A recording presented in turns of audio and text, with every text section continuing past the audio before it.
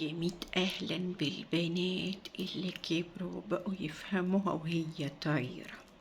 احنا الفترة اللي فاتت فصصنا اللعبي وعرفنا اللي بيخلع بيعمل ايه، وعرفنا نرد بالمتين. بس في سؤال بيجيلي دايما من البنات: يا تيتا اديله فرصة تانية؟ يا ضنايا، الفرصة دي للناس اللي بتغلط سهوا، مش للناس اللي بتمثل دور البطولات الوهمية. النهاردة هقولك امتى تقفلي الدكان وتكتبي عليه للإيجار لواحد يستاهل ومن غير ندم.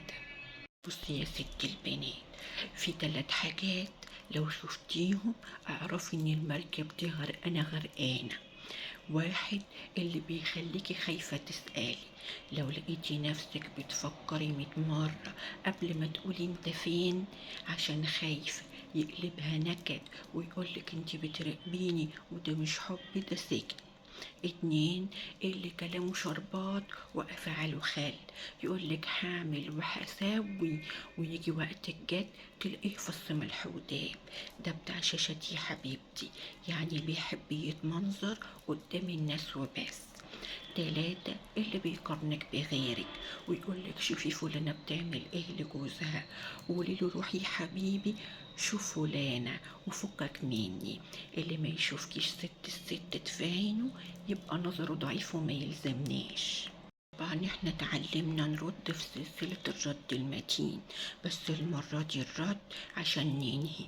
لو قالك انا محتاج وقت افكر في علاقتنا، الرد المتين: خد وقتك يا حبيبي، خد سنينك كلها، بس انا مش موجودة عشان انا وقتي غالي وببني فيه مستقبلي. لو غاب ورجع وقالك وحشتيني، الرد المتين تقولي له والله الوقت اللي انت كنت غايب فيه انا كنت بتعالج من الزهايمر، يعني نسيتك اصلا. لو حاول يرمي اللوم عليكي ويقولك انت اللي اتغيرتي، قولي له طبعا يا حبيبي اتغيرت. الواحد لما بيكبر بيفهم، ولما بيفهم بيعرف يفرز الكويس من اللي نص نص. اسمعي يا حبيبي التيتا، انت غالية ومحدش بيكسر حد الا لو التاني سمحله. قلبك ده مش قطعة غيار كل شوية نصلح فيها.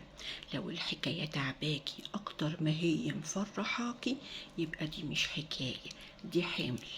ارمي الحمولة دي ورا ظهرك واتمخطري في مشيتك، وبكرة ربنا يعوضك باللي يشيلك في عينه ويدلعك يا ست هانم بجد، مش ست هانم بتاعت روايات.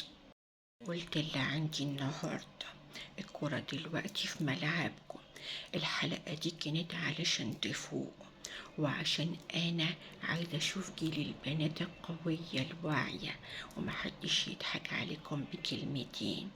اكتبوا لي في التعليقات يلا مين لسه صبر على اللعب ومحتاجة تتسوس وتشد ودناها. ما تنسوش اللايك والشير، والمرة الجاية هتكلم معاكم في موضوع جديد يخص الروقان النفسي بعد العواصف دي. يلا أشوفكم على خير، سلام يا حبايبي.